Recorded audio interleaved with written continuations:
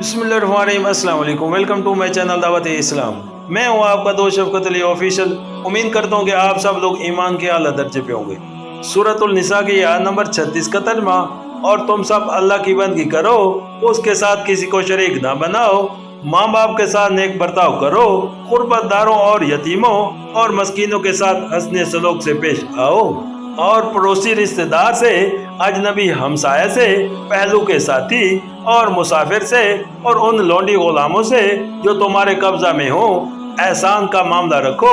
यकीन जानो अल्लाह किसी ऐसे शख्स को पसंद नहीं करता जो अपने पंडाल में मगरूर हो और अपनी बड़ाई पर फख्र करे।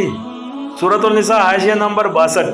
मुतय्यन में असहबुल बिल जन्नब फरमाया गया है, जिससे मुराद हम नशीन दोस्त भी हैं और ऐसा शख्स भी जिससे कहीं किसी वक्त इंसान का साथ हो जाए। मसलन आप बाजार में जा रहे हो और कोई शख्स आपके साथ रास्ता चल रहा हो, या किसी दुकान पर आप सौदा खरीद रहे हो और कोई दूसरा खरीदार भी आपके साथ बैठा हो, या सफर के दौरान में कोई शख्स आपका हम सफर हो। ये आर्जी हमेशगी भी हर मुअज्जब और शरीफ इंसान पर एक हक ऐद करती है, जिसका तकाजा ये है कि वो हद्दुल इम्कान उसके साथ नेक बर्ताव करे और उसे तकलीफ देने से मुजतनब रहे।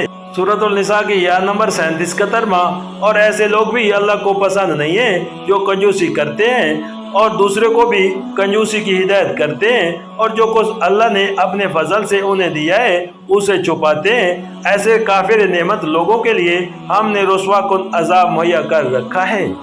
सूरतुल निसा हाशिया नंबर 63।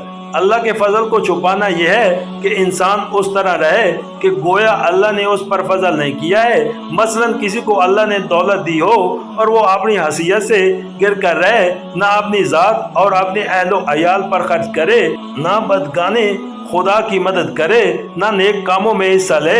लोग देखें तो समझें कि बेचारा बड़ा ही खस्ता हाल है। ये दरअसल अल्लाह ताला की सख्त नाशुक्री है।